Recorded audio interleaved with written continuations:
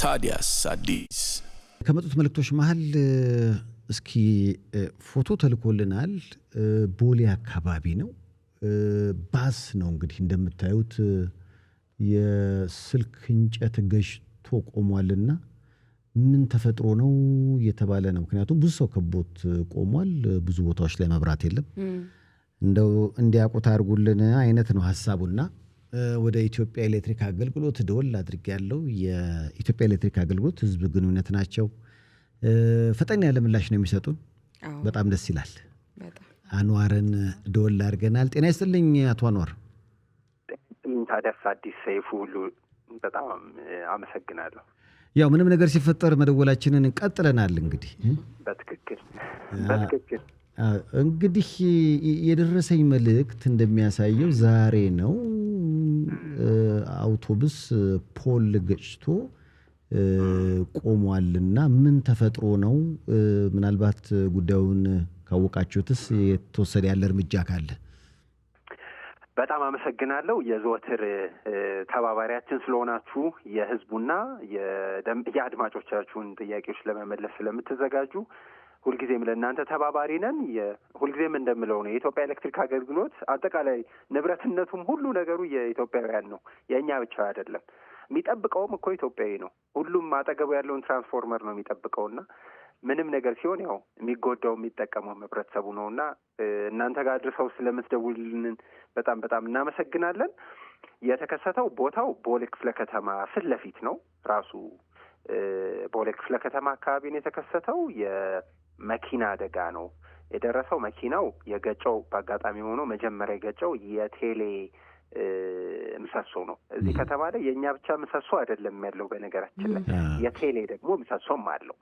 ኔትወርኩን ምናምን የሚሰራበት አንደኛ ምሰሶ አለው። አንዳንድ ጊዜ ምን ይምታታል፣ የቴሌ ምሰሶ ሲወድቅ ኤሌክትሪክ በቃ እኛ ጋር ቶሎ ይመጣል። ያው የሚታወቀው እኛ እንደሆነ ስለሚታወቅ ነው። ሁሉም ምሰሶ የኛ አይደለም። አንዳንድ ምሰሶች የቴሌም ጭምር ናቸው። የቴሌው ምሰሶ ሲገጨው ግን ሄዶ እኛ ላይ ነው ያረፈው። የኢትዮጵያ ኤሌክትሪክ አገልግሎት የሚያስተዳድረው ኔትወርክ ምሰሶ ላይ ነው የወደቀው። እሱ ሲወድቅ አካባቢው ላይ ያሉ መስመሮች እንዳሉ ነበር የተቋረጡት። ሁልጊዜም እንደምንለው ጥንቃቄ ያስፈልጋል።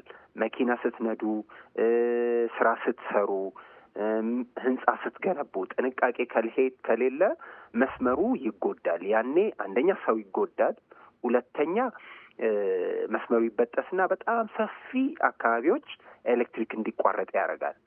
ማንም ሰው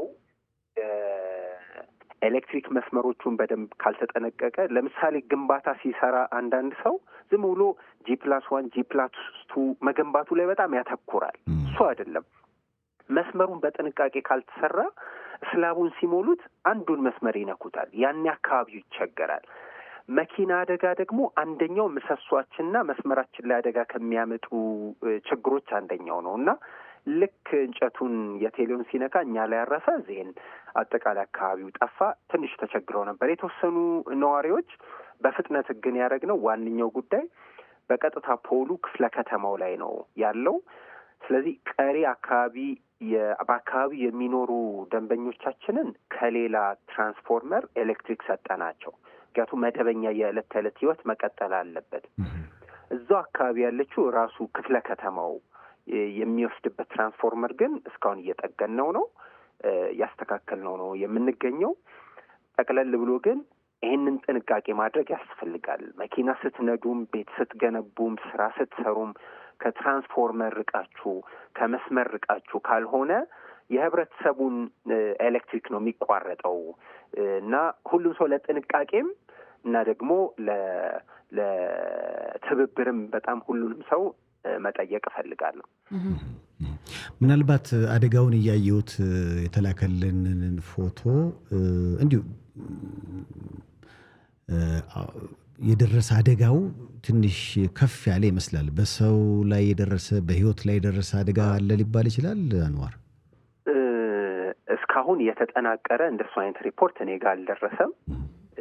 እኛ አጠቃላይ የመጀመሪያ ነገር የኤሌክትሪክ መኪና አደጋ ሲመጣ፣ ኤሌክትሪክ መስመሮችና ምሰሶች ላይ ምንም አይነት አደጋ ሲመጣ የመጀመሪያውና ቅድሚያ የምናደርገው አደጋው እንዳይሰፋ ኤሌክትሪኩ ማቋረጥ ነው።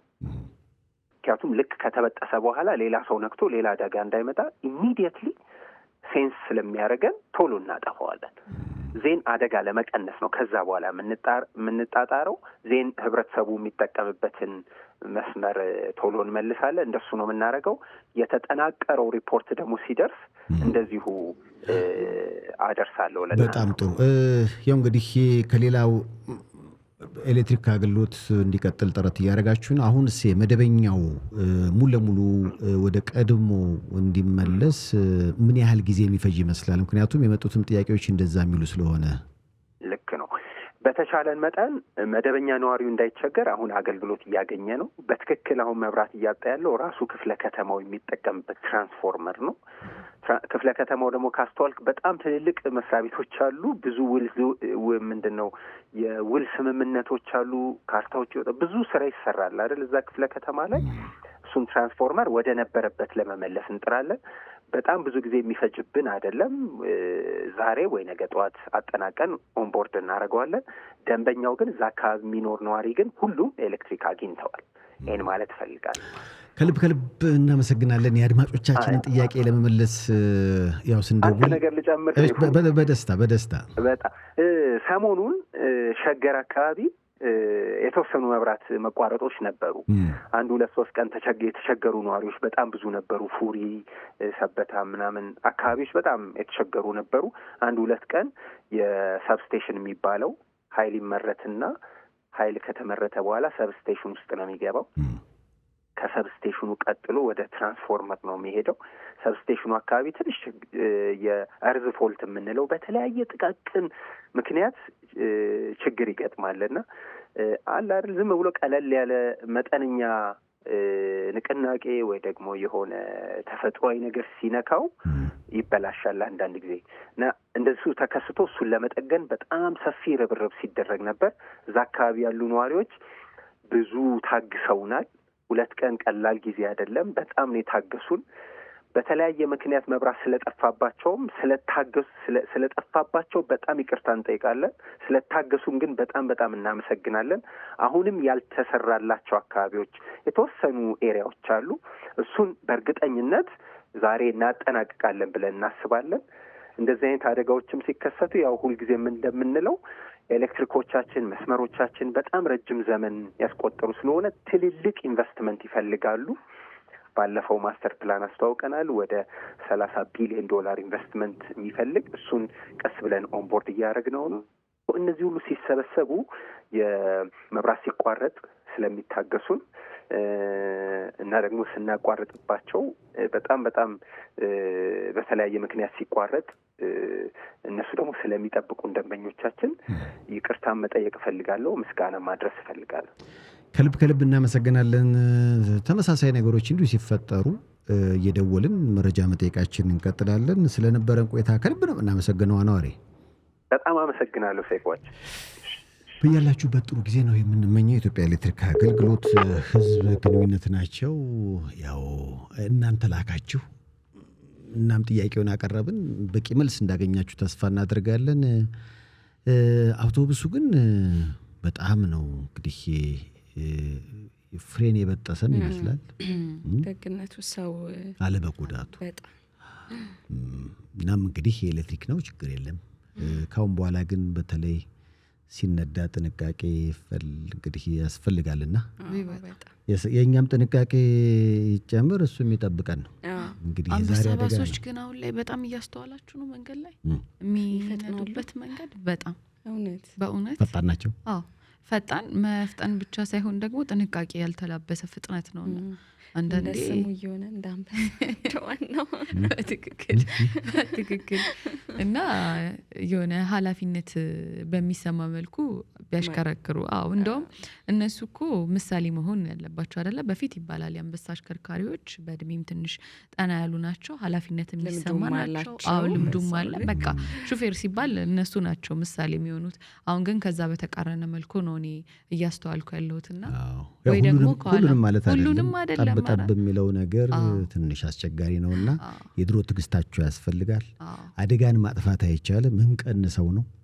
በተለይ ፐብሊክ ትራንስፖርት ላይ የምትሰሩ አካላት የምታደርጉት ጥንቃቄ ደብል መሆን አለበት። ምክንያቱም የጫናችሁት ህዝብ በጣም ብዙ ነው።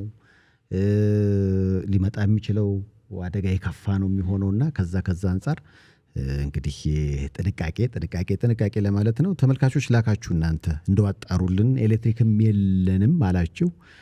የኢትዮጵያ ኤሌክትሪክ አገልግሎትን ምላሽም ነግረናችኋል። በከፊል ለቀናል፣ ሙሉ ለሙሉ ለመስራት ደግሞ ጥረት እያደረግን ነው ብለዋል አቶ አንዋር። በተጨማሪ ደስ ያለኝ ደግሞ ፉሪ አካባቢ 2 ቀን መብራት አልነበረም እና ለዛ አካባቢ ነዋሪዎች ስለታገሳችሁን እናመሰግናለን የሚለው ነገር ደስ አይልም ማለት ይቅርታ መጠየቅ ነበረው። ኃላፊነት ተወስዶ ትክክል። መብራት ከመጥፋቱ ባሻገር እኮ ብዙ ጊዜ ምክንያቱ ምንድነው የሚለውም አካባቢው ላይ እንደ ጥያቄ ነው የሚሆነውና ምክንያቱ ሲታወቅ ማህበረሰቡም ደግሞ በሚገባው ልክ ተባባሪ ስለሚሆን ይሁን የሚያሰኝ ነው። በጣም ድሮ ይቀለድ ነበር ማለት ይሄ መብራት ዝም ብሎ ማጥፋት የሆነ ሰው የሚያጠፋብን አሁን ከአቶ አንዋር ንግግር አንዳንድ ነገሮች ከአቅም በላይ ሲሆኑ ነው። እንደውም የሆነ በፊት የተጻፈ አንድ ነገር አይቼን ነበር። ምክንያቱም እነዚህ መብራት የሚያጠፉት ሰዎች ትምህርት ቤት ራሱ